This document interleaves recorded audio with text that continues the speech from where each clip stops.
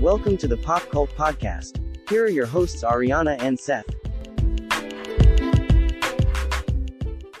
I'm Seth. I'm Ariana. And this is the Pop Cult Podcast. Today we will be doing a Brady Corbet double feature. A little later, we're going to be reviewing his latest film and big award winner, award nominee, The Brutalist. But first, we're going to look at his second feature film, which is Vox Lux. So before we get into Vox Lux specifically, let's just kind of talk about Brady Corbet, the actor. Okay. Because that's where he started. He was a child actor. His debut feature was the film 13 with Evan Rachel Wood and Holly Hunter, I believe, played the mom in it. Okay. I don't really remember. I remember seeing it once. I don't remember him in it, but there were a lot of like 13, 14-year-old kids. I assume he was one of them in there. The first time I do remember him was the film I believe he did right after 13, which was Mysterious Skin, which you have seen. Greg Araki, Yes. Joseph Gordon-Levitt. He is the young boy with the glasses who believes that he was abducted by aliens when he was a child. Was he like? And he visits. Or the adult He version? he was the full-grown version, Oh, but he was a teenager. He was a teenager. Okay. That's him. Okay. And he. What did you think of Brady Corbet in that movie? I think he was. I mean, compared to Joseph Gordon-Levitt, I felt like he was the stronger actor between the two of them. Yeah, I agree, and I think that shows in his movies. I think we're going to talk about that a little bit because I think he has a way of getting a certain kind of performance out of an actor because he is an actor himself. Yeah. He was in the American remake of Michael Haneke's Funny Games, also made by Michael Haneke. He played. There was Michael Pitt, the actor from Hedwig and the Angry Inch, her lover, and then Brady Corbet's the sort of meeker, quieter second half of that group. Once again, showing that even in his early 20s, Corbett had a very good eye for like what movies he should be doing. He was in Martha, Marcy, May, Marlene. He's one of the cult members that she becomes romantically involved with. He was in Lars von Trier's Melancholia, and I can't remember what he was in that movie. I assume maybe part of the wedding sequence at the beginning. And his last film acting credit is 2014, so he has not done any acting, I believe, since then. Instead, he switched over to directing. He is now working with his wife, Mona Fastvold, who's a Norwegian filmmaker. And so they have co-written all three of the features that he's directed. And so I saw the first one. I think you might have fallen asleep during it. Yeah. I remember falling. You were upset with me The about Childhood of a Leader. He said that he began writing it in 2005. So that meant he was like a teenage boy. Okay. And it was loosely based on a play by Jean-Paul Sartre, and has the same name, I believe, The Childhood of a Leader. And according to Corbett, he says it's about the birth of fascism that began at the signing of the Treaty of Versailles. And people speculated like, oh, it's set in Europe. Is it about Hitler? Is it about Mussolini? It's about a boy whose father is an American diplomat. Yeah. And so the film is ambiguous about who this child is going to become. It just seems like it's bad at the end of the movie. And I thought that movie intrigued me a lot, the way Corbett shot it.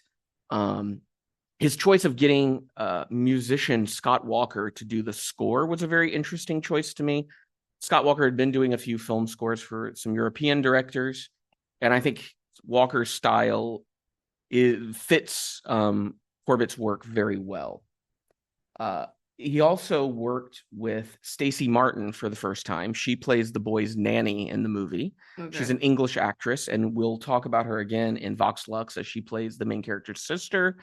And then in The Brutalist, she's back again playing Guy Pearce's daughter in that film. So that's clearly an actress that for some reason she gets what he's doing, and he likes to cast her in not major parts, but supporting roles. He also has a penchant of casting actors in multiple roles in the same movie. Yeah. So in Childhood of a Leader, Robert Pattinson plays someone that comes into the young boy's life and is a very major influence on him. And then in the film's epilogue, Robert Pattinson plays the boy as an adult. Mm-hmm. And then we see that again in Vox Lux, and once again in The Brutalist. So I'm not really sure what he's trying to say with those things. But he does seem to like the idea of characters being reflections of other characters. Yeah. So all of that said, Vox Lux, what did you think about it? Has your thinking about it changed since you watched it? So Vox Lux, in comparison to the next film that we will be reviewing, I have mixed feelings about the acting. I think for me, one of the strongest points has to do between the narration and then the narration that's done by Willem Dafoe, mixing in with the beginnings of this character's career as a pop artist. And then once we start going into the second half of the film, because it makes it feel a lot more darker than sort of like the freedom of everything that's going on when you think about it. Mm-hmm. I think there's, to me, one of the flaws of it has to do with the fact that I felt as if there was no studying of the two actresses playing the same character. It just felt a little jarring. I understand it also has to do with the fact that we're seeing this character like 15 years later. She has completely changed.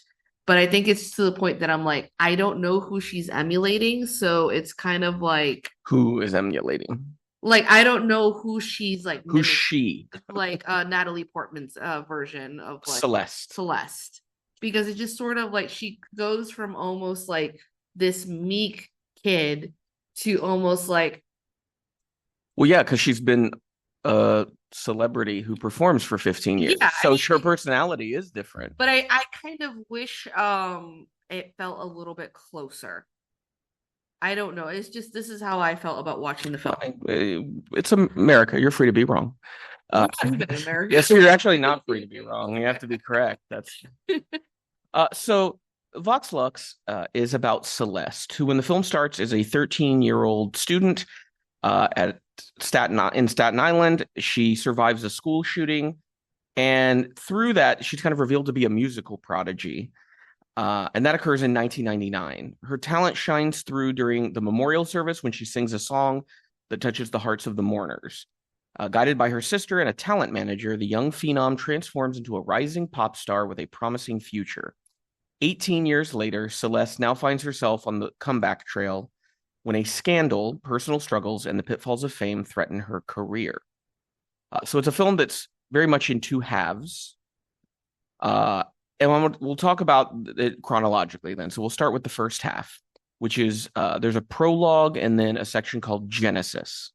Yeah. And this is where we have the actress, I think it's Rafe Cassidy, playing the young Celeste. Rafe Cassidy will remain in the film, and she ends up playing Albertine, Celeste's daughter, in the second half, which I've seen a lot of people complain about, that they were confused. I don't really care that much. It was fine. There is a narration, I think it's heavier in the first half, more so than in the second, from Willem Dafoe as an unnamed narrator. And so he kind of provides voiceover and fills in some gaps a bit throughout the movie. I really love the opening of this movie, like the sort of event that sets everything off. Yeah. So it's Celeste is in music class. I believe it's music class because there's like risers that are sort of compressed in the back. I think there's some instruments around. And when a young boy named Cullen Active, which is such an interesting name, enters, he's wearing sort of glittery makeup on his face. He's carrying a shotgun, I think, and he kills the teacher. And he keeps emphasizing, "What's my name?" Like he asks the teacher that. And there seems to be this fixation on making sure that people know his name. Yeah. Which I think is part of what Brady Corbet's talking about here. And especially the makeup that Cullen wears, is reflected in the makeup that Celeste ends up wearing in her performances, which are then turned into masks, which are used by terrorists at a certain point in this movie. So there's this chain of making yourself more visible through these means, but for what purpose? Like, and it seems like in all purposes, it's very nefarious. People have pointed out how calm Celeste is as opposed to everyone else in the classroom. So I saw there were some fan theories that like she and Cullen were like in it together. And I think that's a little too beyond where Corbett would go. So when I recall, since we watched it recently, she is calm, but it's not eerily calm. It's that calm where you're kind of in shock of what's going on. So you kind of refuse to move from where you are because it's sort of like you don't want to acknowledge the reality of what's happening. Well, she offers to pray with him, which she and I think that's at the moment where he shoots the girl next to her. And I do think that I think Brady Corbett's the kind of director who isn't just going to put lines in a movie for no reason. And so the fact that one of the things that she offers to do with this kid is to pray to him, we're assuming to Jesus, right? She's in Staten Island in contemporary America. And then for some of the events that occur later. So just the school shooting sequence. We'll stay there for now before we move on. What did you think of that sequence? How it was directed, the editing around it, the specifically the atmosphere, because this is the first scene that really sets the tone for the movie. I think it's one of the rare instances where I'm glad that he didn't linger too long on it. It felt private and small because there is the fact that there are other kids around, but we are so focused on Celeste that you kind of forget that it's a classroom setting. So I think when she does offer like to pray and someone kind of laughs or scoffs, like off, so we don't know if it's Cullen or someone else. And that's when the shooting happens. It happens so quickly as if someone had interrupted this private moment between the two of them. Well, I saw some people wondering if he accidentally pulls the trigger because of how abrupt it happens. Because he definitely doesn't seem 100% confident in what he's doing. I mean, that makes perfect sense, especially this is a teenager. He's not even sure if he's going to come out alive, even though most likely he will because he's a white boy, so what to be expected. I think it's just also like the heaviness of it because like the beginning of it is he does ask the teacher, what's my name? And she answers is like, well, your name is Cullen. Everybody knows that. When he's like, my whole name. Yeah. And I thought that was a very interesting touch based on some things that happened later. Yeah. So Celeste survives, though was there such an interesting, and it made it feel almost like a fairy tale. She has this metal band around her neck that seems to be something she's going to have for the rest of her life. Yeah, that's something that she adopts when she starts becoming like a pop star. But I felt like she had it on in the hospital. No, she had a bandage on it. Okay, so this is like maybe it's to cover the scars. Yeah. Okay, that's what. But I thought it was it made it almost feel like fable-like because it felt like something you hear, like, a princess who had a silver collar locked around her neck or something. That beautiful girl with the ribbon around her neck. Yeah. So her sister Eleanor is very attached to her older sister and is with her in the hospital when Celeste wakes up. And Celeste says that she did something very horrible. And I don't know if we get it revealed there or it's in the conversation. I know she talks about it with her daughter in the second half. It's supposed to be in the second half where it's revealed because, when you hear that at the beginning, you might think that it's survivor's guilt, right? She's crying. I did something horrible, meaning I survived this. And so what we do learn is what she tells her sister there is she says that she died and that death is just a big blur of colors. There's no shape. It's just colors. And at some point she came across the devil and she said she made a deal with the devil to come back to life. And what the devil told her was 1 for the money, 2 for the show, 3 get ready, 4, come to me. And the film itself is structured into 4 acts. Yeah. And so I don't think, once again, I don't think that's coincidence. I think this is an intentional thing Brady Corbet is doing. And so we're left to wonder if this is just the hallucinations of a girl who's just gone through an intensely traumatic event, or if this is what is actually happening, that the devil is real in this world.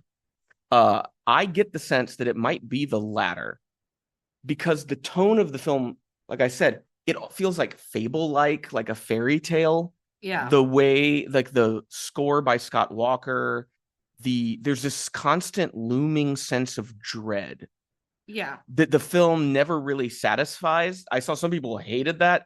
I love that shit. It reminds me of David Lynch a little bit, where it's just every scene has this foreboding sense to it. Like something really bad isn't like happening. It's happening right now. I just can't quite put my finger on it. She and her sister, while Celeste is in the hospital, composes a song that she performs at a church where they're having a memorial service for the victims. And that's where what's interesting, Jude Law's character never gets a name. He's just the manager. Yeah. He becomes aware of her through that and sees her as a singing talent that he can kind of shape and mold and profit off of. But the song in because I want to look up the lyrics to this song, Wrapped Up, because when I was looking, I saw someone suggest that it's not quite what we think it's about. And because it's being performed at a church, there's this expectation that it might be a sort of praise song to God, right? But I'm just going to read some of the lyrics here, and I want you to think about like what is going on here based on the story she tells her sister. Hey, turn the light on, because I've got no one to show me the way. Please, I will follow, because you're my last hope. I'll do anything you say. And I tried it my way. Epic fails save me from myself. So bite my hands now, shut my mouth down. I will listen well. So teach me, show me all you've got, and in your words I will be wrapped up. Speak to me, you're my last hope, and I will say nothing and listen to your love. I'm so lucky to be with you, keeping me from my shadow. I know I would have been torn to shreds, but all the people in my head. I let one tear fall and I crumble like the Berlin Wall. Oh, here something's broken. Zip me open, unlock the damaged door. So looking at these, the question would be, who is she singing this to? Yeah, and it's also like the remark about the Berlin Wall. The Berlin Wall, for a lot of people, like the US, yes, it's embarked like, this freedom of like Germany was finally free. But then there are also German people that were just sort of like, that's where we kept the fascists. Well, because the eastern side of Berlin called it the anti-fascist wall. Yeah. But I do think there's this thing about complete submission. Yes. And also, I feel like it keeps emphasizing whoever she's speaking to, like the power of their words, letting their words sort of speak for her. And she explains that like the songs come from the devil. That's what she tells her daughter. Mm-hmm. And so the fact that she performs a song in the church makes me feel as if this is some sort of act of like blasphemy. Yeah. That the people in the crowd are not aware of, but Celeste would be aware of. And if the devil is real here, he would be aware of. And it's sort of like a desecration, mm-hmm. right? And we see often in a lot of Western Christian folklore, this idea of, satanic figures gaining power off the desecration of holy places and things. But yeah, it's one of those when you look at it, even though it sounds very poppy and like upbeat, there's like a real dark edge to that song. Yeah. Also, all the songs here were written and composed by Sia. Yeah. Who is a complicated person herself. And one critique someone did have, and I'm like, yeah, I think they are right, is a lot of this music does sound more like 2010s music than early 2000s music, which probably reflects that Sia's style. She was a songwriter who wrote a lot of songs. She was very influential on 2010 pop sound. And like even the music video that they do where she's on the back of the motorcycle does look more like a 2010s thing than an early 2000s thing to me. Yeah, I mean, you could also just say that the character, or she was uh, ahead of her time. Well, I mean, if she made a deal with the devil, Yeah. then yeah, it's like, well, maybe she was doing music the way it was going to end up. So she was a trendsetter. Yeah, exactly. So therefore, like you can't immediately mix this character up with whatever it was like during what pop artists were during that time. Well, and there's also, and I don't think anyone ever mentions any other real life pop artists. No. So it's sort of, why are we assuming this takes place in our world? It could take place in another reality. I think it's also just sort of like, why make a pop artist that you're going to easily say, well, no, that's Britney Spears or that's Christina Aguilera. Yeah, it's too on the nose. It would be too on the nose, especially if you're making a character that you're going to say made a deal with the devil. Of course, you're not going to go with the Disney pop princess. You're going to go with the one that has a little bit more of an interesting edge or interesting lyrics in order to make her stand out beyond just the fact that she happened to be the sole survivor of a school shooting. So then we go through this sequence of her signing with a record company and recording her first album. Yeah. And the big thing I saw emphasized throughout that sequence was the manager constantly taking her aside and speaking to her like almost as a peer. Yeah. Which I think has something to do with her personality in the second half. Is he never talked down to her. He explained to her, like, here is the situation. Here's what they're saying. What do you want? And if you want that, then you need to tell them what you want. Yeah. And so teaching her to like be empowered for herself and speak up for herself. He ends up taking her to Europe. And that's where I kind of felt when I started to realize, like, oh, a lot of this does seem like it's tied up into this idea of like the corruption of the innocent. Yeah. That whole European sequence is like pure corruption of the innocent. I mean, yeah, and it's also this funny thing that during that time is that we get the narration from Willem Dafoe saying that the manager at that time felt that these kids were giving him hope. But when you think about it, it is also like why would you feel hope? These girls are experimenting with like drugs, they're experimenting with sex, alcohol. They're all underage. Well, yeah, and like Celeste is supposed to be, I think, 14. Yeah. By this point, and ends up in bed with like a grown man. Yes. But I do like that the film doesn't try to do any overt morality about it. I think it's sort of assuming like, yeah, we're all on the same page. This is bad. I don't have to make the movie say it's bad. Yeah. But there's an interesting conversation she has with that English rock musician where she mentions in passing that she thinks the boy who shot up her school might have listened to his music. And the rocker says that, oh, that makes him sad because he always wanted to make music that would have helped kids like that. Yeah. And that's when Celeste says she doesn't want to say anything with her music. She just wants to make people feel good. Yes. And it's a long monologue. I'm kind of condensing it. But that scene really stuck out to me as one that I think Corbett really wanted us to draw our attention to, because it's this giant window behind them looking out on some European city. And it's just this, she's laying there facing away from the rocker. And it's just this slow push in on her. Yeah. As she's talking. And so to me, that kind of the framing of that scene is like little neon arrows pointing like this. What she's saying here is important for you to understand what's happening in the movie. Yeah. It's like a darker edge to it because it has to do with the fact that she's not coming out saying the cookie cutter shit, right? I want me and my music to inspire anybody who's been through something as tragic as I am to be able to get through life. Or I make music because it makes me happy, or I make music because I write it with my sister and that creates a bond. She wants people to tune out. Yeah, she wants to numb people. Yes. She wants her music to be a sedative, which does, yeah, like you're saying, that has a much darker tone to it. Yeah. And that sequence is kind of where we come to the end of young Celeste's story. Yeah. And then we jump ahead 18 years to present day, which would be 2018 when the movie came out. And Celeste is in her early 30s. She has a daughter who's about 17, so that implies that she was impregnated while she was a child. she makes a comment during that period that her sister raised her daughter, essentially. And we never hear any real detail about the girl's father. No, there's a one. He's absent. Yeah. But there is an interesting scene between the daughter and the manager.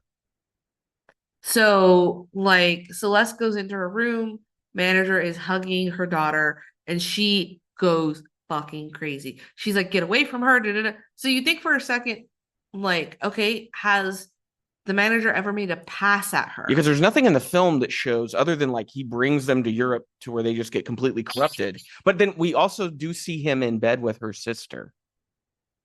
Remember when she freaks out about 9/11? Yeah. And goes to the hotel room and her sister is in the manager's bed. Yeah. And that's never followed up on. No. But that's definitely like that sister is only supposed to be, I think, like 17. Yeah. And the manager is clearly like a grown man. And you like I think Celeste even makes some sort of like, what are you doing in here? But then because she's like, we have to fly back home because they're from Staten Island, they probably know people that work in the World Trade Center. Yeah. Or it's just New York and they're scared of what's going on. But you were saying, the manager is holding the daughter and he's like, nothing happened. She was just asking about her dad. I just told him that he's not a great person because he's playing at a stadium nearby. She wanted to see if she can go see him. I just told her it was a bad idea. But it's when you start thinking about the film, it's the reaction that Celeste has. She's like, get the fuck away from her. What is she worried about? She's probably worried that he's making a deal. And I think there's because I think what this movie ultimately is about the rise. It is the rise and fall of a pop star. Yeah. The title Vox Lux means voice of light. Mm-hmm. And the name Lucifer means the bearer of light. Yeah. So I think the title is a reference not to her, but to the devil. Yeah. And that she's here because of the devil. In that second half, it's a much more compressed narrative. In the first half, we're sprawling over a period of like a whole year because it ends in 2001. Yeah. The second half is just one day is what we're looking at. And a big chunk of that day is spent between Celeste and her daughter. I thought I had there we go. And her daughter, Albertine, who of course is played by Rafe Cassidy in 2 roles here. So first, were you able to discern any sort of reason why Rafe Cassidy was in both of these roles? Not really.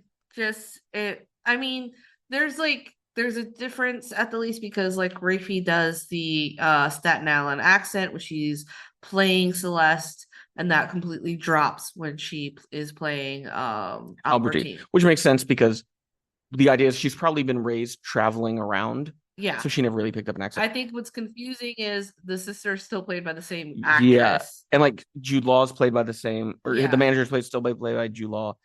So the only one that changes is Celeste. However, there is a story that Celeste tells. She describes a dream to the rocker, I think it is, where she's talking about she's in a space and there's like clones of her and they're running towards something.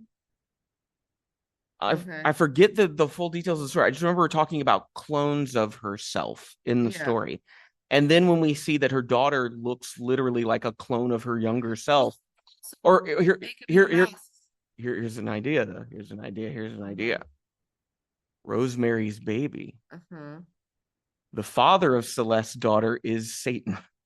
Well, I was thinking the clone of it having to do with the terrorists that were wearing her masks, and they're all running afterwards. That could be, but like I don't think we can discount the fact that it's the exact same face on her daughter that was on her when she was a child. So I think there is something there about this idea of creating copies of oneself, which I think also feeds into the underlying messages in this movie.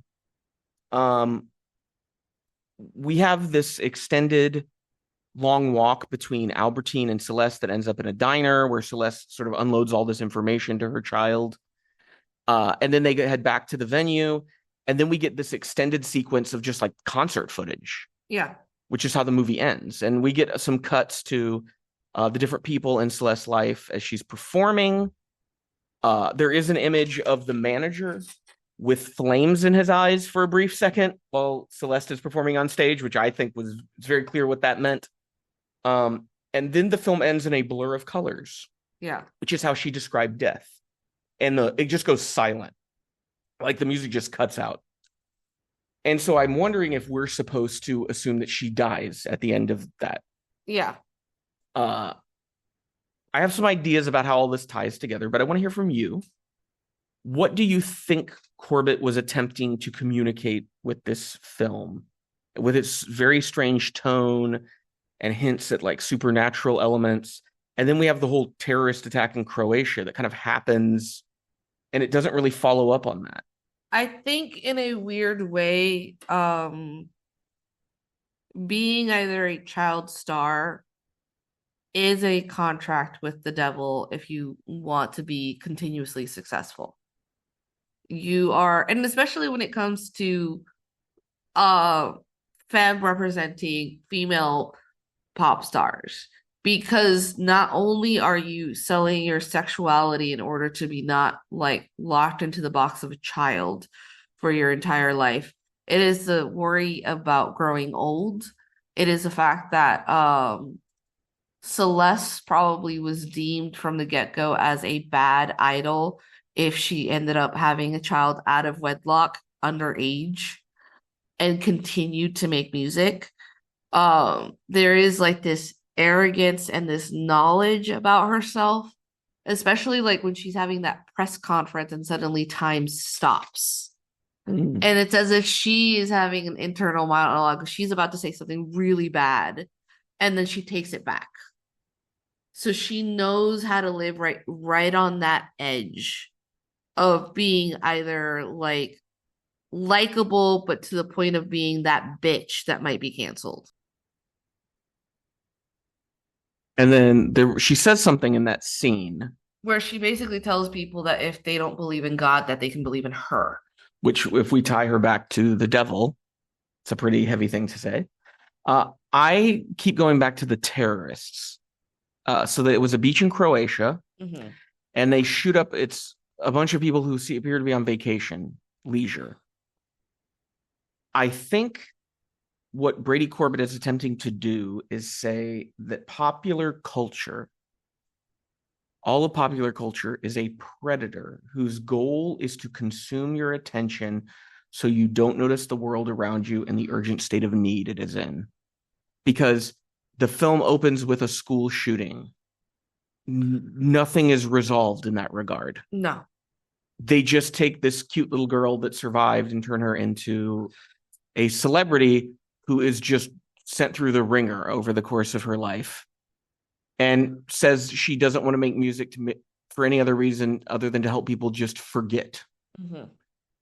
And so I think them wearing her masks is an acknowledgement that they understand that. Yeah. And a sort of strike against her in that regard, that she represents something they despise. Yes. And I saw someone pointing out like the makeup and her outfit. They were like thinking about things that have been said in the movie. Like she looks like the devil's queen. Was their way of, they said that's how I felt like describing her. She looks like the devil's queen. Yeah. And so that's where I think the dread and the foreboding of the film comes from. It comes from the idea that in this movie, Brady Corbet is not going to satisfy this realization that we're having. He's simply going to point it out. In the same way, in like Childhood of a Leader was not about condemning fascism in any way. It was simply looking at how did we get here? And that movie was made even before Donald Trump. Yeah. But it was an acknowledgement of this is just a cycle that seems to happen. And the same thing here, that pop stars in a way are tools of a system that are used to distract you from reality. Yeah. And it, like, as for example, everything that's been going on with Palestine and Taylor Swift still did her fucking goddamn Eras tour movie in Israel when people asked her not to. Beyonce still was doing like performances in Israel when people asked them not to, in order to be in solidarity with the Palestinians and show an extension of like those people who are suffering. But the max that we get is a shrug. Well, and we're supposed to feel bad that we would ask these people, these billionaires, to not make more money when it's like all of their needs are satisfied.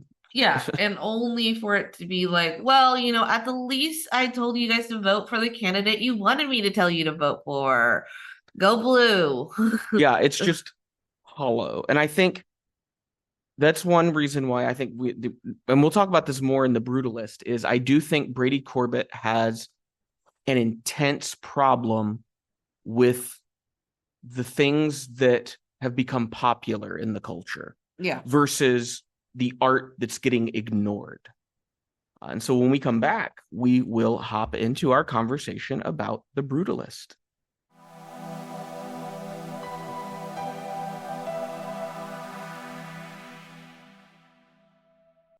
Escaping post-war Europe, a visionary architect comes to America to rebuild his life, his career, and his marriage. On his own in a strange new country, he settles in Pennsylvania, where a wealthy, prominent industrialist recognizes his talent.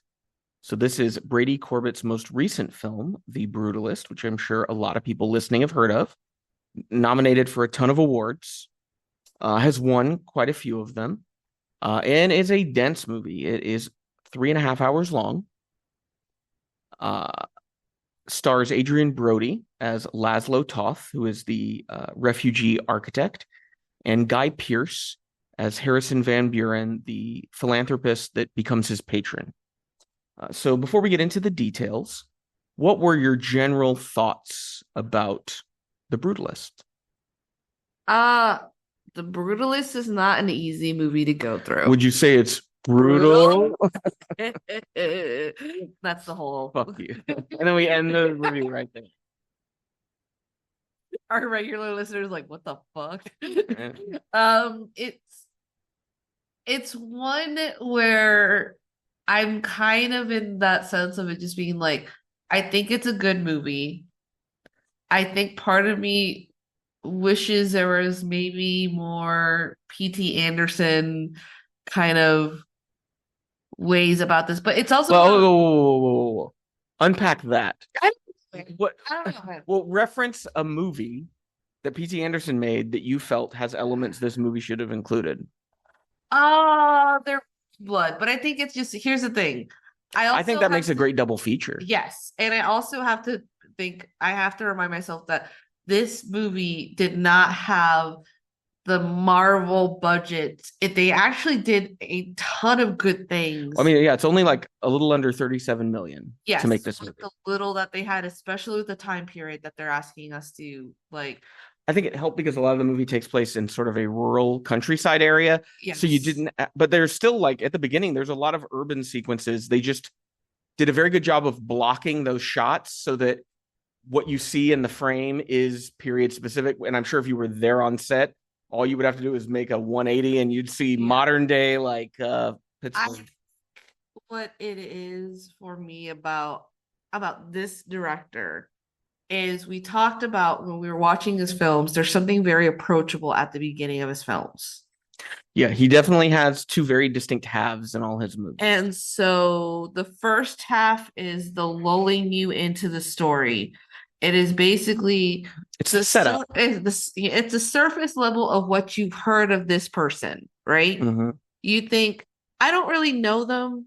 They don't seem like that bad of a person. But it's a story everyone kind of knows. Yeah. And then when you get the second half is when you get to the nitty gritty or the parts that you won't like or the parts that you're just sort of like, they had a terrible and sad life. Acting wise, this is probably the best that I've seen Felicity Jones in. Let's be honest. Yeah. I have to say I've never really been impressed by anything she's been in. I don't think I've seen her in a lot of things. No. But anytime I'd see her, forgettable. This she was so good. And this one, she was very good. She was, it really felt like she was acting. I don't know if it's her playing English people or people with English accents that I can't see a character. Which is like, that's her nationality. I know. But here, because she has such a drastically different accent, a different look, a different physicality to her, I believe the character. Yeah, because I think a lot of times they either put her as like this kind of like tough but smart. She's supposed to be frail and she just works it out. It works with like her statue and like her behavior. Acting wise, I think we got a lot out. I think Guy Pearce is one of those people that I want this director to keep working with. There's something about the silent way, the way that he's filmed. He looks like he's made out of plastic. Well, I said he feels like a human skyscraper. Yes. Like he's the embodiment of like that sort of Art Deco style that came out in like the 30s and 40s. The character. And then there's characters that are just left in this. Well, we haven't talked about Adrian Brody. Adrian Brody was great. Like it's Adrian Brody's best performances are when he's Holocaust victims. Because the other movie, the first movie I was ever like, oh wow, Adrian Brody's really good. It was The Pianist, which I'm never going to rewatch because it's Roman Polanski. Yeah. But I remember Adrian Brody being like, oh wow, he's so good and compelling. And I think he won an Oscar for that movie, right? Because he violated Halle Berry without her consent when he came up on stage. I don't think he is. Just because he's got Jewish soul in him. He looks like a guy who's been through shit. And so here we have Adrian Brody. I think he's probably well into his 50s at this point. Let me check his age here. It's 51. And I think he is an actor who, there's certain actors, as they age, they become more interesting to me. Like Ethan Hawke. Young Ethan Hawke, I couldn't care less about. Yeah. Young Leonardo DiCaprio, boring. Well, but though couldn't even act that well. But like these actors now, I think the roles they're choosing are so interesting. And so Adrian Brody here is this Laszlo Toth character who, it is a very vulnerable role. Yeah. He goes through a lot of things. The film, I love that we never see the camps. Everything takes place after the fact. And so we never see specifically what happened to him. We don't need to. We've heard enough stories about the Holocaust. We know it was bad. So even if you survived, you went through some horrible shit. Yeah. He's been separated from his wife. He thinks she's dead. When he arrives in America, his cousin Attila, played by Alessandro Nivola, informs him that she's been sending letters to him on behalf of Laszlo, and she is alive. And so Laszlo's very relieved by that. And so the first half of the film is Laszlo without Erzsébet, his wife. Yes. And then the second half of the film is Laszlo with Erzsébet. Yes. And those are the two, that's the thing that demarcates the two halves. Is one is Laszlo alone in America, and then Laszlo with his wife in America. Yes. We also find out that his wife is raising their niece, Zofia, who is played by Rafie Cassidy, again, from Vox Lux, and is a mute. And is it implied that she was a mute even before? No, I think that was the camp. The trauma of the camps did it. Yeah. And so she just doesn't speak anymore. But we'll talk about them a little later because we're going to talk about the first half of the movie. And the first half, the dynamic is mainly between Laszlo, his cousin Attila, and then Laszlo and his new patron, Harrison Van Buren. Yeah. So let's talk about Laszlo and Attila. Because even though Nivola has a very small role in this movie, I think he's probably maybe in like 40 minutes of a 3.5-hour movie. What did you think of that character, that performance, and how it related to Laszlo, what it set up for us? It shows you a person who has completely changed themselves, and we are not supposed to think that this is for the better. Change themselves how? They are no longer Jewish. They are Catholic. They have married a blonde Gentile Catholic woman. He does not hold an accent. There's only a little bit of an accent when he's like dropping it around his cousin a few times. Well, even his name is like Moeller, but he's Molnar, Molnar, but his store is Miller and Sons, and there is no son. Yeah. sons. So his entire persona in America, as opposed to Hungary, is just a facade. It's all fake. It's all mimicry. Even his work is supposed to be mimicking other people's work. Because he makes that mention of people come in with Better Homes and Gardens and go, I want that table in that ad. And he goes, we can make you something like that. And they go, no, I want exactly that. Yeah. Which I think that is such a key bit of dialogue because that informs the entire movie. Because the movie here is about what makes art good. Yeah. So let's continue talking about Attila.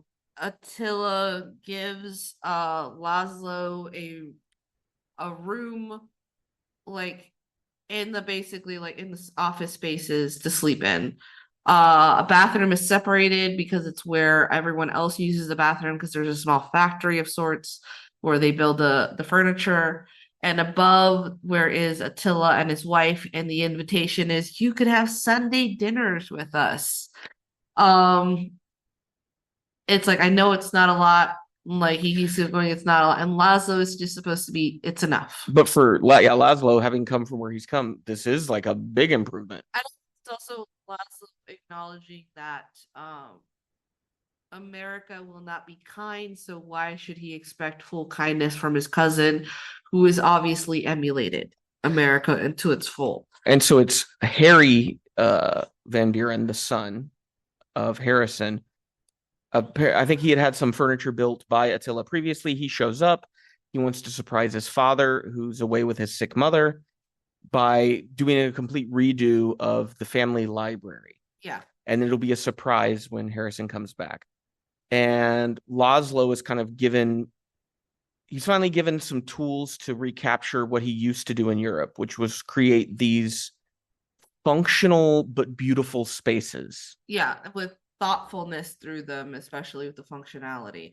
So they go into the place. There's curtains drawn. The son's like, "Yes, the curtains are always drawn," and he's like, "It's to protect the books from the sun."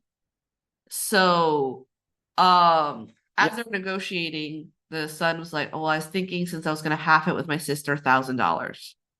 And Laszlo's like, with materials, you want it to be done by Thursday. We're assuming they were there on a Monday. He's like, it's going to be $2,000.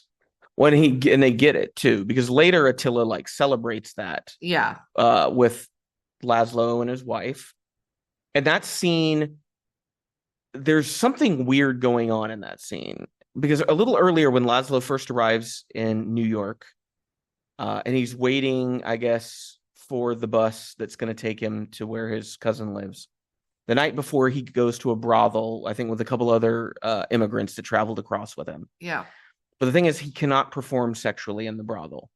And it's not like there isn't a huge amount of emphasis put on it. And he doesn't really seem embarrassed. He's just kind of like, oh, well, to like the sex worker, like, that's just kind of what happens, right? Like, I don't know. Yeah. He knows that his wife is alive. Yeah. And so then when he's with Attila and Attila's wife, Audrey, and they're sort of drinking, dancing, I felt that there was a weird sexual undertone in that scene. Yeah, it felt as if like Attila wanted Laszlo to have desire for his wife. Which kind of feels like a very American thing. Yeah. I want you to covet what I have because that makes me feel like I have more. It's that like he was just like, look at her. She's blonde. She's Gentile. She's wearing a red dress with red lipstick. She's everything in Europe we were told beauty is, right? It's like dance with her. She wants to dance. And it's also you kind of see this hesitation in like Aubrey's eyes, like the wife just being like, you're not really sure. There's not this like there's not this one was like, yeah, dance with me. She's just kind of like, yeah. And like even Laszlo is he's sitting in his chair and just kind of like moving his arms a bit. Like he really doesn't want to. Yeah. And so that's kind of a recurring theme through this movie of weird confusing sexual undertones. Yeah. Then eventually there's a falling out between the two, which what Attila tells Laszlo, we don't see any of these things, so he could be telling the truth. He could be straight up lying. He's standing in darkness, as he tells him, so he's obscured, which to me communicates there is deceit going on here. Yeah. And so Laszlo ends up in a shelter. He befriends I think he's maybe supposed to be Haitian because he speaks with a French accent. Yeah. And he's a black man, Gordon, who has a son. They meet in a bread line, and then we see them together. The two of them end up shooting up heroin together and going to jazz clubs. Yeah. And Laszlo works shoveling coal, and I think he does like maintenance work on the shipyards. Yeah. I think it's Pittsburgh, I think. And then we talk about the library. So they finished building the library, or they're not finished fully building the library. And Harrison Van Buren shows up early. They had finished. And he doesn't. Done. They just didn't have the setup. And he doesn't know who these strange men are. There's a black man in his front yard, which apparently sets him off. And he's brought his sick mother home, who is like on her deathbed. Yeah. And he just orders all these men out. His son refuses to pay, and that's the thing that kind of triggers Attila to kick Laszlo out. Yeah. Well, then Van Buren finds Laszlo and shares with Laszlo a newspaper where there was a photo taken of Harrison in his new modern style library. And he's receiving all this local praise for his sort of modernist art style that he had his library done in. And so immediately we learn that you're only of value to Van Buren when you garner praise for him specifically. Yeah. And so now suddenly he wants to invite Laszlo over for dinner. And you can infer that he has further plans, even if Laszlo doesn't realize it at the moment. Yeah. That he's going to want to build something even more prominent to get even more praise for what he does. And then we have Laszlo go to Van Buren's house. A very interesting dinner scene. And that's where we have a really, really good sequence with Laszlo and Van Buren after dinner. All the guests have kind of gone off to different corners. We see like a montage of like people at a table playing cards. There's people just drinking and smoking. But Laszlo and Van Buren are hunkered down together in this little corner.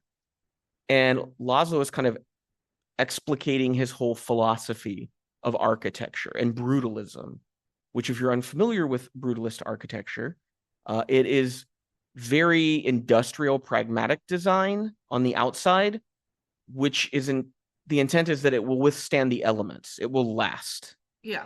And then the interiors have all sorts of variety in them and are very interesting and beautiful. It's the play with light. It's the ability to maybe even expand the building. Well, one of the big things is often using natural light, not Yes. putting in artificial light. And also being the fact that like that it'll hold its own water, which having to do with rainwater, like it's sustainable. So it's a very environmentally friendly way of building. And when Laszlo explains his personal Brutus philosophy, I found the quote. He said, "When the terrible recollections of what happened in Europe have ceased to humiliate us, I expect them, his buildings, to serve instead as a political stimulus for sparking the upheavals that so frequently occur in the cycles of peoplehood." So I disseminate that down to once they've kind of licked their wounds in the wake of the Holocaust and World War II, they will notice that buildings like his remained, despite these other buildings around them being obliterated. Yeah. And that in turn, those buildings will be a symbol to people to rise up against the current regimes and overthrow them. It is no coincidence that brutalist architecture is often associated with communism. Yes. It's a very popular architectural style in the Eastern Bloc. And in 2020, before he left office for the first time, hopefully he'll be leaving office for the second time sooner rather than later, Donald Trump issued an executive order in 2020 to ban brutalist architecture in federal buildings. And I was thinking about it, and I feel like brutalism is the antithesis of this sort of neoclassical Roman imperial inspired design that you see as so popular in like Washington, D.C. They look like, temples, right? Yeah. Or the sort of garish Art Deco style that became popular in the United States, which really wasn't about functionality. It was more just about over ornamentation.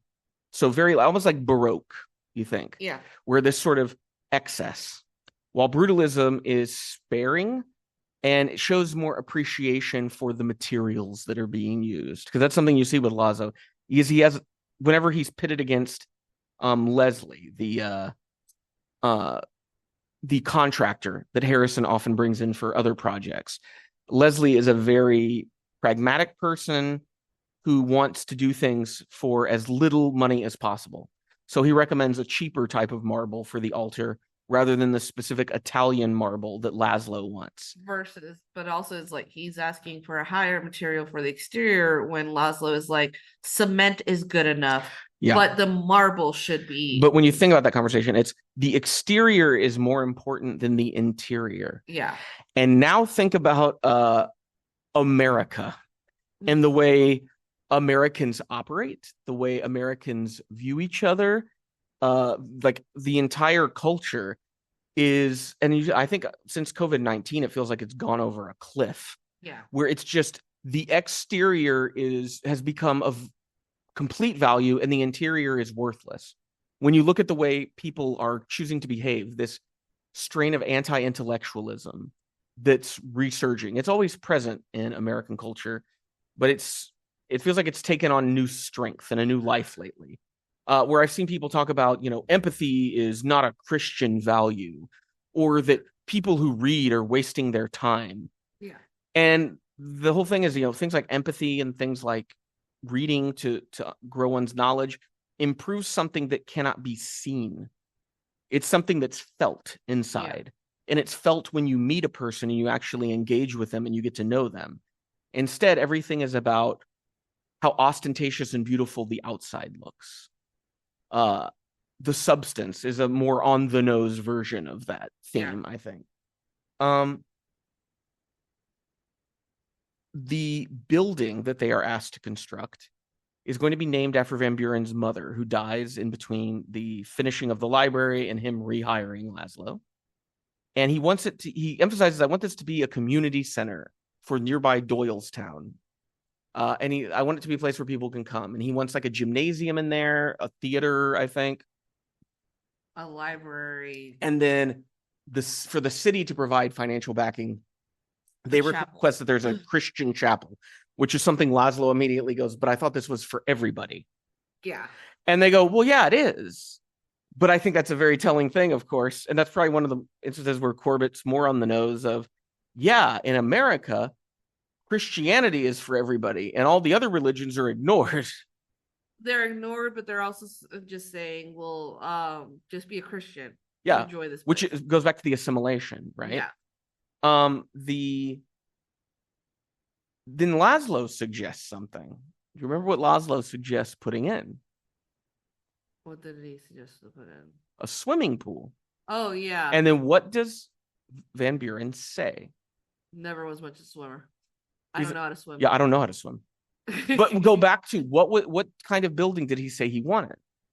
He wanted a gymnasium. No. That's inside. No, that's inside the building. What kind of building did he? Community center. A community center. So if you were building a community center, would the things in that community center be based entirely on your personal tastes? Of course not, right? A swimming pool would be beneficial to the community. Like, he doesn't know how to swim. Wouldn't he go, hey, I don't know how to swim. I want to make sure everybody in this community knows how to swim because that's a very good skill to have. So we're going to put a pool in it. Yeah. No, he doesn't swim. So why would he want a pool in? Why would he want others to swim? Why would he want a pool in his community center? Now think about that. Is this a community center or is this a shrine to his dead mother? It's a shrine. Exactly. That's it. And so Laszlo decides to find this sort of happy medium between brutalism and the religiosity that's being forced onto him as an architect. Yeah. And designs this massive stone structure that that you can see it's a cross from the outside, but when the light passes through at midday, a cross of light is projected onto this marble altar in the chapel. Yeah. So it's something that's like that goes probably above and beyond what was being asked of him. Yeah. And so we see him go through this sort of design process, building models. I thought that was a very interesting thing, like the wire work that he does with pliers of creating this skeleton and then covering it in this sort of heavy cardstock to then represent. And I love that we don't see the cross until later. And we'll talk about why Corbett withholds us, the audience, seeing that cross, because there's something very interesting going on there. What do you think?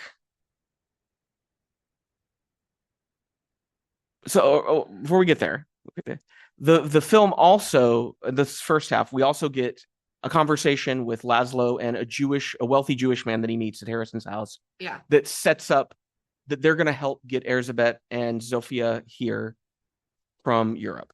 Yeah. And so that's these are the things that happen in the first half of the movie for the most part. Things are on good terms with Van Buren, but Laszlo is very confused, but he often doesn't delve too deep. I think he feels that, he's very lucky to get what he's getting, that he's not going to try to rock the boat too much. So talk to me about that second half, the sort of the beginnings of the design and construction of that building. What's something there that you feel sticks out, that carries over into the second half in a really important way? I think it's this knowledge of sorts. I think the money thing sticks out to me. Mm-hmm.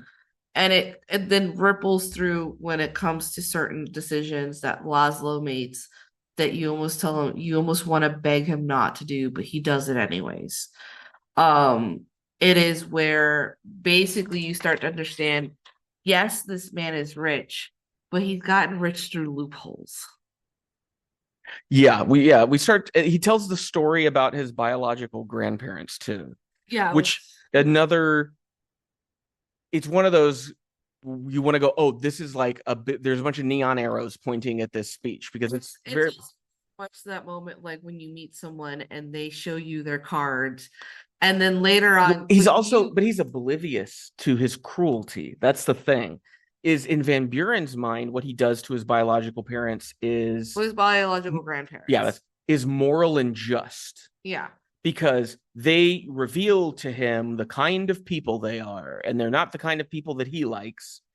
And so he's full of petty grievance. He likes getting back at people. And he likes owning things. And he certainly sees people as things that he owns as well. Yeah, much like when Attila and Laszlo are going through the books and they notice that it's first edition. And Attila throws the book to the ground. And Laszlo is kind of like, what the fuck are you doing? This man probably has not read the book entirely. And if he has, does not understand, basically, how privileged he is. Well, another thing, I think that's a good scene to point out, because it shows Laszlo has an appreciation of art. Mm-hmm. I don't think Van Buren appreciates art. Van Buren takes pleasure in the ownership of art. Yes. And that's the big difference here. Because Corbett, I found an interview where he was asked, what is the film about? And he says directly, the film is about a character who flees fascism only to encounter capitalism. Yeah. Which I think by the end of his story, he realizes are one and the same thing. It's just a different skin on the same evil. Yeah. Which is hierarchical and very controlling. Mm-hmm. Because I would argue that I don't think Van Buren has read any of those books in his library, or very few of them. Yeah. And it's because Laszlo talks about how unwelcoming the library is when he gets there. Yeah. And when he talks about his choices in designing the library, it's Laszlo's talking about, if this were my library, this is how I would like it so that I could fully enjoy these books. Well, it's also sort of like if I was making this library for our community. And we never see Van Buren in the library reading. We see him display it. Yeah. But we never see him lounging in the chair that Laszlo handmade, reading a book. Yeah. We never really see him reading anything in this movie. And then I think in that first half, there's also the seeds of the relationship with Van Buren and his mother. Because he explains, because he has two adult children, but no wife. And his explanation for that is that his wife and his mother didn't get along. And so he couldn't abandon his mother. So he left his wife. And we find out that his mother had him out of wedlock. As a result of that, her parents kicked her out of the home. And then we see his children, Harry Lee and Maggie. And from the moment, especially when Maggie comes on screen, there's just a tension in that house. Yeah. There's this uncomfortable tension. They feel uneasy around their father. And they feel like they have to explain their father to people, mainly Laszlo. There's also a scene in that first half where Laszlo's looking for the chauffeur and he comes across a locked door to a room and he tries to open it, realizes it's locked, steps away, and then a few moments later, the two Van Buren siblings exit. And I think that's a question, right? Why would this brother and sister be in a locked room together in the house? Yeah. What would be the point? And so once again, there's this sort of undertone of something's wrong with people sexually. There's something going on that's like torrid and like little perverted. The thing about his movies is like it feels very much like a novelist where there are these side stories and backgrounds that we're never going to get. Or that if it was a novel, they would be expanded upon, but because it's a film, the audience has to infer. Yeah, we respect your intelligence. We know you can infer. And so there's lots of really weird things going on in the Van Buren house. Stories that don't like add up completely. Because especially like with Harrison at the beginning, when he leads everybody to that point where they're going to build the community center. And he's like, oh, it's going to be like, he doesn't tell anybody. He forces everybody to walk all the way over there. Yeah, it's because he gets off on the idea of controlling them. And then he's like, oh.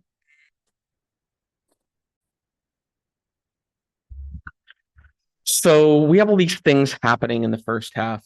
And like I said, it's a long movie. So the first half is like a film unto itself. Yeah. And then we have an intermission.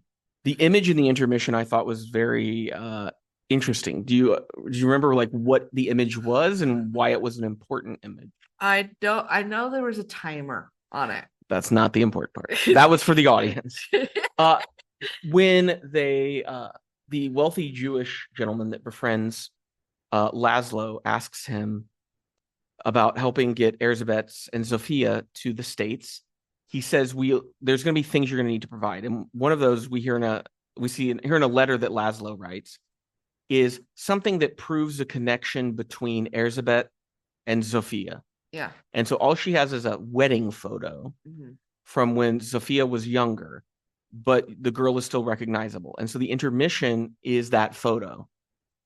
And so that's the thing that bridges the gap, right? Because the second half of the movie is about a triangle that forms between Laszlo, Erzsébet, and Van Buren. Yeah. So now that Erzsébet shows up, the scene where they go to the train station to pick her up, and that's when Laszlo finds out that she is physically disabled, something she did not mention in her letters. She is in a wheelchair now. What did you think? Because you mentioned that you felt this was Felicity Jones's best performance. Talk to me about how you think the film changes once her character fully comes into it, rather than just a voiceover in letters. I think that is when Laszlo finally, in layer, starts to drop the facade that he's having.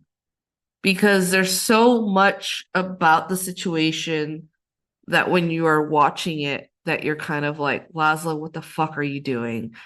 And And there is parts like he is open enough, like for example, to tell like that rich Jewish lawyer that, it's not just being Jewish, is being a foreigner. Yeah. That is a problem about being here. His accent is like this thing he can't escape. Yeah. It's also the thing of him being a proud foreigner. And he doesn't want to be like Attila and completely sublimate himself. There's also the remark about being how he won't go to his own community to beg, meaning the Jewish community. I want to talk about his relationship with Judaism is very interesting because the film doesn't ever shy away from the fact that he is Jewish. We hear it was a very horrible, famous speech by Ben Gurion. I think he's one of the early prime ministers, made the first one of Israel, like proclaiming that the Jewish people need to come, that Israel is their homeland, all that. And we don't really ever see Laszlo go to temple except for one time with his wife. He went to temple beforehand. Did he? Yeah, there's times that they show him going to temple. He just never asks them for help. Well, I also noticed he doesn't pray. We never see him in private praying. No. I think that he is ambivalent about Judaism. I think he's just culturally Jewish. That's what I like. I don't think it's something that we can cast aside because it is such an integral part of the movie. It's not just about being an immigrant, and it's not just about being Jewish. It's about being a Jewish immigrant. Yeah. And what adds to the complexity of that is he's also not a Jewish immigrant of faith. I don't get the sense that he believes in a God, which makes sense having come out of the Holocaust, that if he did before, that was burnt away. And it's also the fact that, for example, he does not want to throw away the whole religion because he remarks on how much study his wife had to do in order to convert. But I think that's the thing is, I think he feels an obligation to remain Jewish because his wife converted to marry him. Yeah. But I think he has lost his faith, which I think is a big part of the movie, because it's, if I've lost my faith, then why did I make her do this? Why did I make her commit her entire philosophy of life to this? Yeah. Something that I don't even believe in. Shift that once Elizabeth comes Elizabeth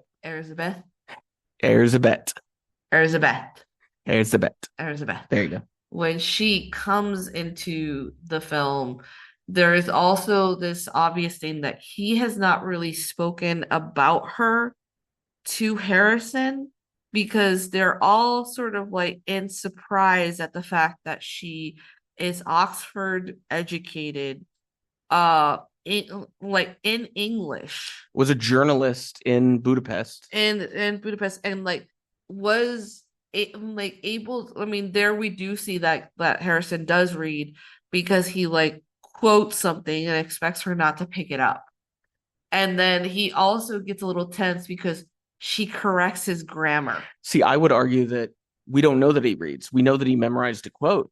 Yeah. And I feel like there are very Trumpian qualities to Van Buren. His children he just like read the most popular shit. It's just sort of like his children live in fear of him. He's someone who's very concerned about how he's seen by others. Yeah. And so Erzsébet is a threat to that, because A, she's going to distract Laszlo from his building that he once built, but also she is his intellectual equal. Like, Laszlo knows a lot about architecture, but I wouldn't say Laszlo, he never quotes a lot of things. He just seems very obsessed with this idea of creating these structures and like bringing meaning out of these structures. It's also like how Harrison's like, oh, I find our conversations intellectually stimulating. And it's because Laszlo defers to him. But it's also because Laszlo doesn't talk down to him. But the conversations, he's never remarks to the same way towards Erzsébet, because I don't know if she can see through him, but I feel like it's also sort of like she's like, you are a benefit to my husband. You gave us some place to live, so I'm not gonna go too hard against you. Well, it's from the very first scene where they're having lunch at his house after they picked her up from the train station. My vibe was she immediately summed this guy up. She knew he was full of shit. Yeah, but he's like, we're making money, so I'm not going to put. And Laszlo seems happy doing this, so I'm just going to leave it alone. He throws that penny at him. He said, because he makes a comment to her about maybe you could help your husband with his accent so he doesn't sound so much like a shoe shine boy, and then flicks a coin at him like you would a shoe shiner, then proceeding to ask him, oh, can you give me that coin back? So not even am I gonna like throw it at you and you keep it. Oh no, you got to give it back to me too. And that is where like there's some like seething contempt in her where face. She is just sort of like, I don't know how you allow him to treat you this way. But she's also thinking, you're mad at me because I didn't tell you I was in a wheelchair. You're mad at me because you're in a like, and she's just like, and he's like, I like Laszlo is so kind of frustrated where he's kind of like, I need you to pick a fight because I feel like you just want to fight. But she's also sort of like, she's touch starved. So she doesn't know where to go. Well, and there's this, it never feels comfortable between the two of them until almost the very end of the movie.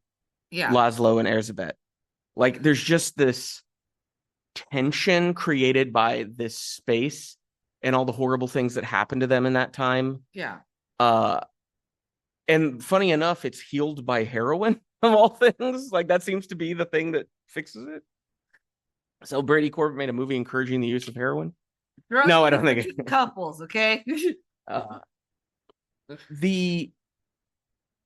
It's with Erzsébet's arrival that then suddenly Van Buren is undermining Laszlo, going to another architect, showing him the plans, and that architect issuing corrections and changes that Laszlo isn't informed about until they've already made new blueprints. And then Laszlo fights back by redesigning them, by going deeper into the ground, creating tunnels underneath that connect all the different facilities in order to make it the height that he wants it. Yeah. But when he does that, he tells Leslie, that it's gonna, when Leslie's like, it's gonna cost more money to do it the way, because basically what they did is go through the other guy to cut the cost, right? And he's like, then take it out of my fee. But then there's this argument where it's Harry Jr. tells Laszlo, never talk to my father about the cost. But clearly he's worried about the cost. Multiple times in the second half, we see Van Buren, like by going to the other architect, delays that happen. He is terrified about going over budget on this thing, but he doesn't want anyone else to point it out because that would reveal that he is not infinitely wealthy. It's also indicating by Laszlo going, forget about my fee. He's understanding I'm not going to get paid for this job because he is on this moral high ground, which I understand where he's coming from. This is the first project that he's done since he's come out from the clutches of World War II. And his like reveal of himself to the American public. Yeah, but it's also sort of like how, like, even Harry tells him, you said to wait to take it out of your fee. He's kind of like, there's gonna be no fee if this continues. You understand that? Because Harry's like, you already said it. It's out loud. You can't take it back. And Laszlo's kind of like, oh shit. One thing I noticed was the names of the two people involved. We have Laszlo and Leslie.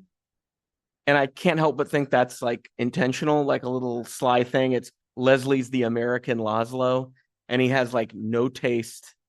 He's completely concerned about budgets.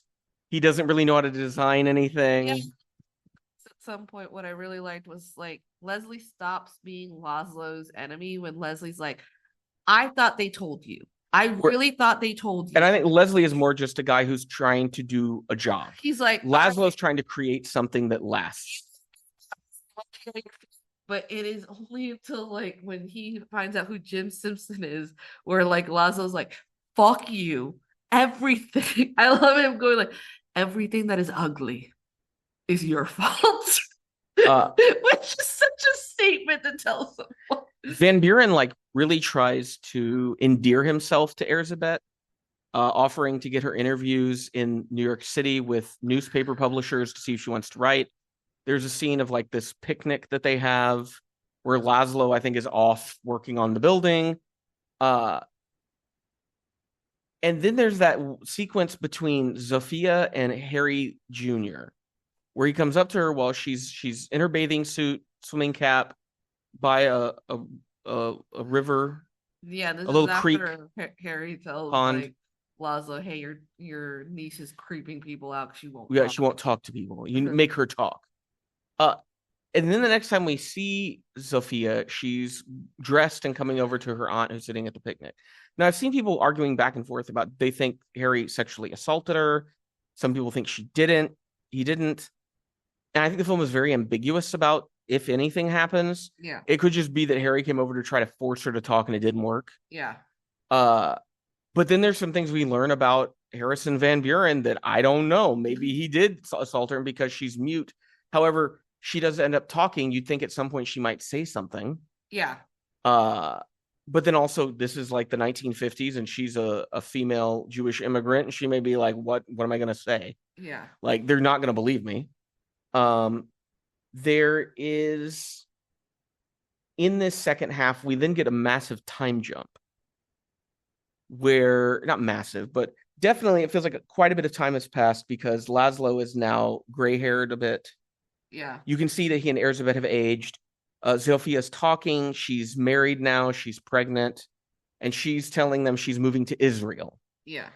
And Elizabeth and Laszlo are both, they aren't into the idea of moving to Israel. What do you think of the inclusion of Israel in this movie? Because that was something where I wasn't really sure what he was trying to say about it. I think it's almost as if like indicating that unfortunately, due to the things happening within the states, they were left in this trap.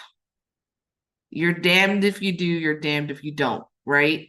If they stay, then they're the foreigners that took our land, they're the foreigners that took our jobs. Fuck them. Why didn't they stay where they were from? They'll have to live in a ghetto again, essentially. Yeah. And if they Israel, the idea of Israel offers them a sort of reward for having endured and survived. But it's also this thing of it being that a lot of them who endured and survived viewed themselves as European first and then Jewish. Well, I think what's interesting is it's Zofia, who was a little girl when all this started.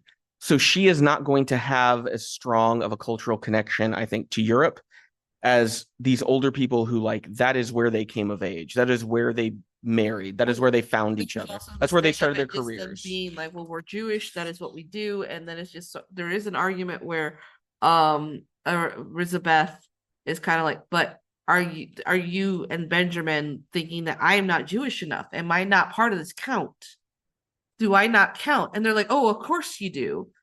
And then the conversation just quiets down and they immediately are sort of like, they're allowing her to do what she wants, but they're not in full agreement of it. We see that Laszlo has kind of cut ties with Van Buren. Yeah. And he's working as a draftsman at an architectural firm and is living a very kind of modest life. Yeah. And is pulled back in because now they've got money again and they want to restart construction. They want to finally finish the building. Yeah, because I think priorly it was because like some accident had happened and they didn't want to fuck with it. Yeah, because there's it's a train derailment bringing materials, and Van Buren isn't concerned about the people who were hurt. He's concerned about the PR that will come out. What was also the funny thing is that they're like, well, we owned the train, so we can't say it's part of like. Yeah, it was the train company's fault. And which again, I think implies to me is that there are corners being cut in Harrison's businesses, which that's what leads to an accident like that. When Laszlo and Harrison are reunited, is it Italy is the first time we see them back together? Like we kind of jump to that. I don't really remember seeing him at the building much. Yeah, I think it was just like, oh, we're gonna work together. When they go to Italy to get the marble for this particular altar, which they go through like a friend of Laszlo, who is an anarchist, which I think is a very important thing because the first half of the movie involves Laszlo attending a dinner of Van Buren and his wealthy friends, and the second half of this movie includes a sequence where Van Buren is invited to a party of Laszlo and his leftist friends, yeah, who are artists, bohemians who live on the fringes of society. Like the marble guy like lives in a marble quarry, Yeah. which was also such a spectacular set. Like it was just Yeah. such a visually intriguing set. How much detail do you want to go into, or do you just not want to go into detail? It's not, because Okay. I think it is part We'll of just say sort of, that's a very crucial moment occurs yeah. in the marble quarry. Mm-hmm. A moment that like the rest of the film like completely turns on. Yeah. And it leads to the downfall of Van Buren, decisions that Laszlo and Erzsébet make that are going to change their lives.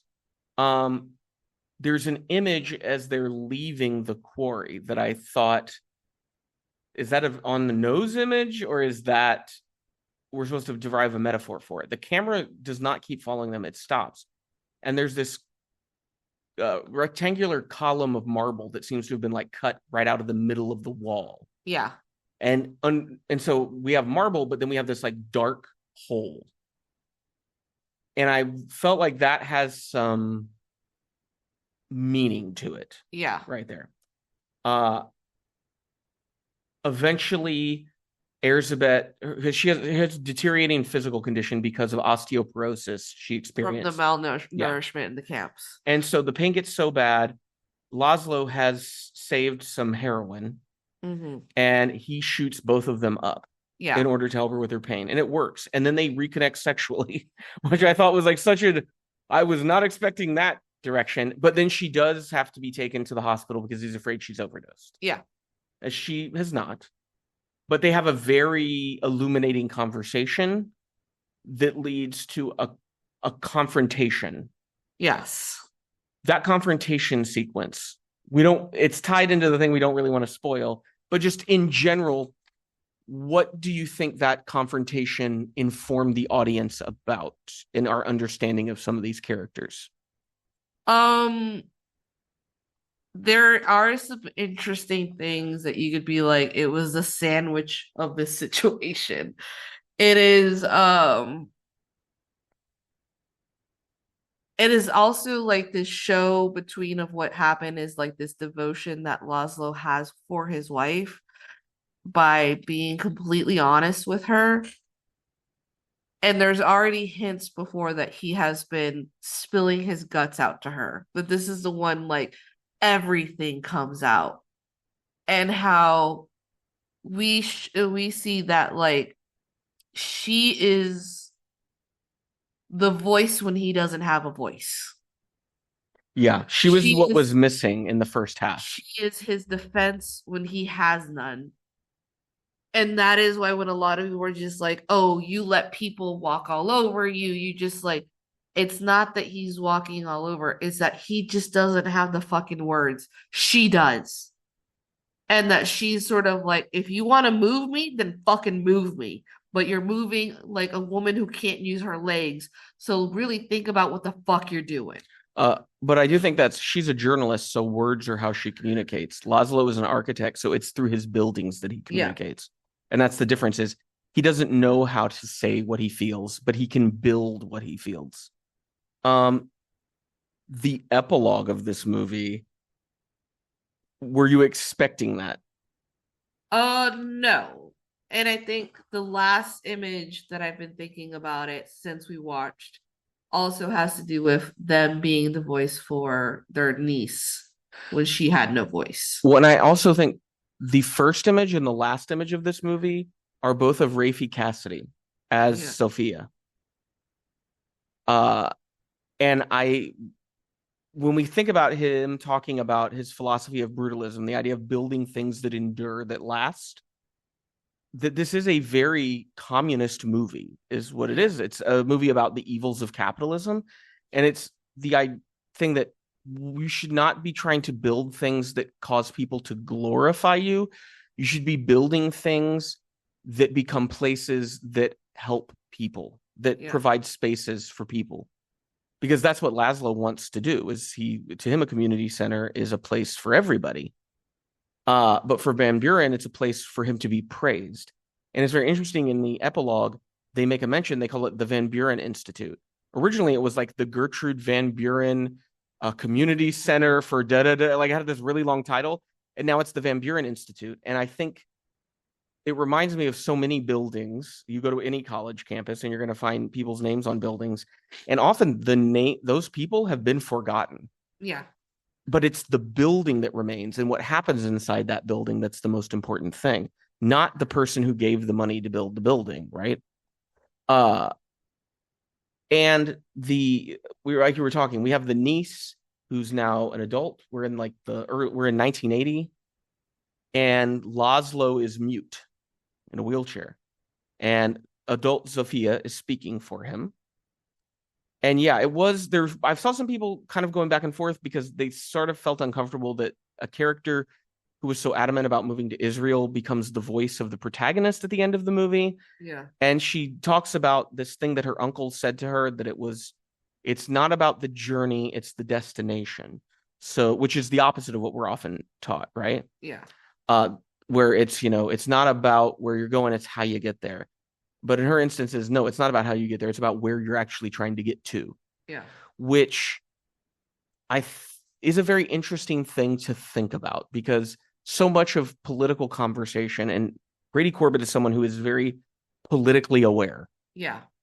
He said this film is dedicated to he and his wife, Mona Fosfold's daughter, Anna. And he said that Sophia is Anna. That was the thing I saw from him. And I think it's the idea that, well, while she's a child, we're her voice for her. And then when we grow old, she'll be the voice for us. But I think he is very politically aware. When he's won awards for this movie, he has gotten up and he's talked about recognizing both, anybody that was killed on October 7th, but also the ongoing horrors that Palestinian people are enduring. And he's also been championing a documentary called No Other Land, which is about people in the West Bank and the cruelties they experience under Israel. So I saw people going like, oh, is this a Zionist movie? Is it not a Zionist movie? I think the inclusion of Israel is, you just have to, because it's a film about Jewish immigrants in the 1950s. Israel's going to be part of the conversation of their life, right? Yeah, it's going to happen. But I never felt that he praised Israel. Well, we never get any shots of Israel. Well, we never see Laszlo and his wife's life in Israel. No, we don't see any buildings that were dedicated or made like inspiration or that he had made there. It's just like all we see it towards the end is like his work, but it's supposed to be in like Budapest. What I think, because Laszlo is so ambivalent about his Judaism, I think to him the idea of Israel is an absurd thing. Yeah. So he doesn't see it as this sort of grand haven for the Jews of the world. It's just, I want to get my wife out of here, and that's the easiest place for us to go. So that's where I'm going to take her. Yeah. Because I don't want her to experience any of this anymore.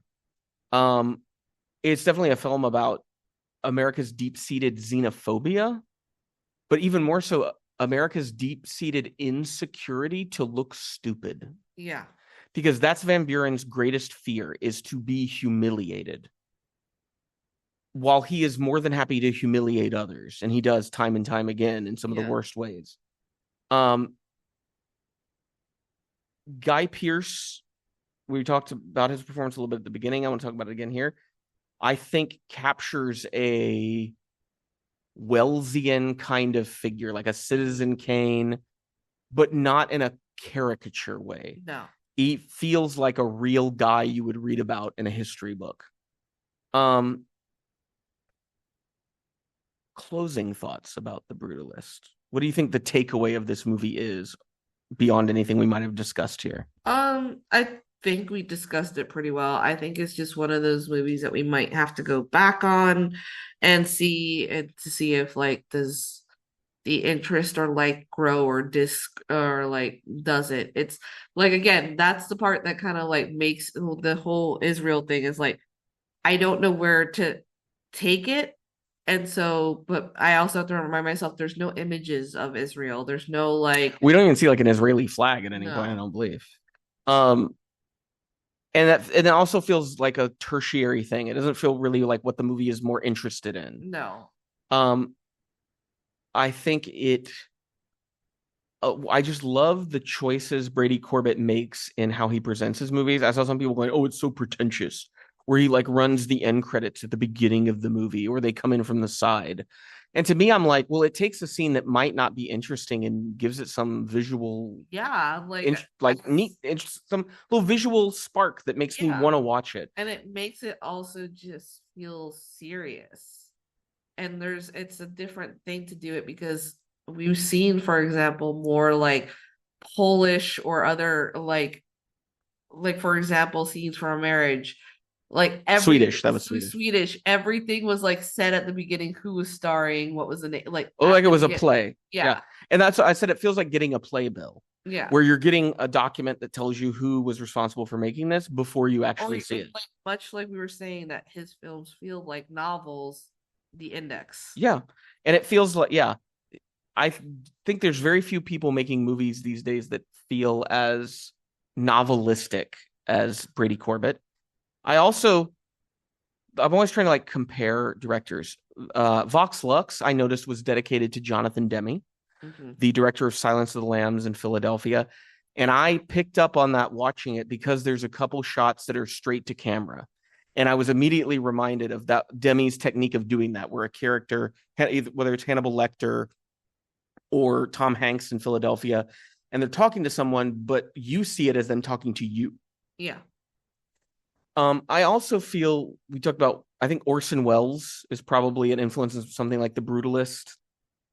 But I also kind of feel that there is almost a Stanley Kubrick appreciation. Yeah, you also mentioned the guy from Poor Things, like Yorgos Lanthimos, because I mean Ariane Lebed makes a cameo in The Brutalist, who is a regular collaborator with Lanthimos.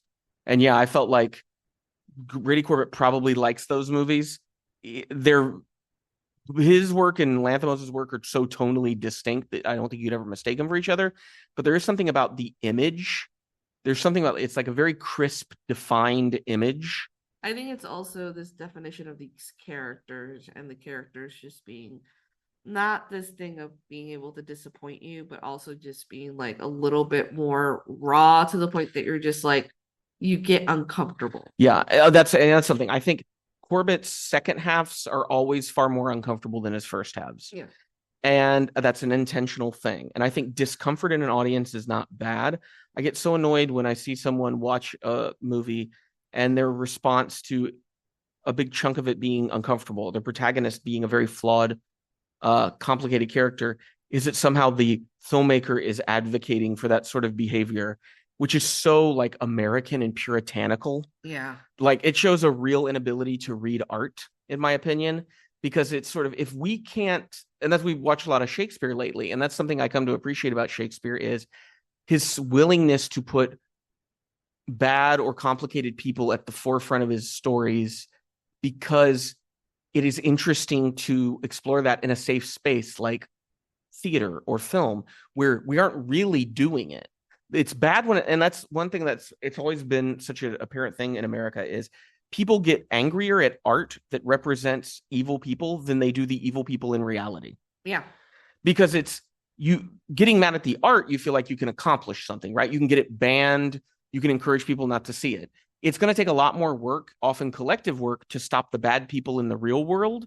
And because Americans are so disgustingly lazy when it comes to taking political action, the culture war persists, right? And so we argue about what is good art and what's bad art. And we become like Van Buren, where we pick art that makes us look better in juxtaposition to it. Would you recommend the films of Brady Corbet to our audience that's listening? Yes, I would. And why? I think, like I said, visually interesting. There is a lull. What I mean, like, it's just lulling you into getting uncomfortable. And I don't think that's a bad thing. It was like a trance. I kind of got that vibe with Vox Lux. I felt like I was kind of being put in a bit of a trance. Yeah. And I think it makes me excited to see what he'll do in the future. It's, like I said, I think this is a great film. I think I'm waiting for that deep wow when the whole entire film takes me in. Because I mean, this is his third feature, and like you were saying, I loved it, but at the same time, I was like, I want even more. I want him to go I want him to indulge himself even more. Yeah, that's why I thought about like P.T. Anderson, like how I think P.T. Anderson is like. But you didn't really like Licorice Pizza that much. I didn't like Licorice Pizza, but here's the thing: when he goes in, he goes all in, and like Magnolia, something Magnolia, very ambitious. Yeah, it. But I also understand like there's a limit of the budget, and there's also he has a different style. But I would say like There Will Be Blood in the Master. I think if you like The Master, you're gonna love The Brutalist. And what a double feature. What a long day. Yeah, a long. I would maybe go get some your favorite food when it's all over because you might feel a little down at the end. But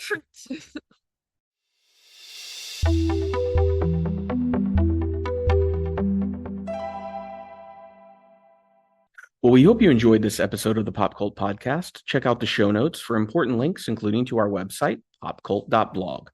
Make sure that you're subscribed wherever it is you listen to podcasts so you'll be notified when new episodes are up. If you visit popcult.blog right now, you'll find a lot more reviews. The website has been up for about over 14 years at this point, very long time. And this week, we'll be wrapping up our Shakespeare on Film series with reviews of Baz Luhrmann's Romeo and Juliet, Kenneth Branagh's Hamlet, and Julie Taymor's Titus. If you appreciate what we do here on the podcast and over on the blog, we'd encourage you to support us on Patreon. You have different levels that you can pick from depending on what's affordable to you. I want to thank our current patron, Matt, who donates at the Writer's Room level. By donating at that level or higher, you get to pick one movie every month for us to watch and review. And you can add your own thoughts to that if you wish. We also do patron-exclusive podcasts. We've got a couple series up. We did one on romantic comedies. We've done some on playing tabletop games with Ariana and I. We're currently watching and recording for a director spotlight on Japanese filmmaker Ryosuke Hamaguchi, and look for the first episode of that series to show up as a free preview in March on the regular podcast feed. Next episode, we will be reviewing Close Your Eyes, the latest film from Spanish director Victor Ariche, and the visually stunning and heartbreaking Nickel Boys. Well, until next time, you keep listening, we will keep watching.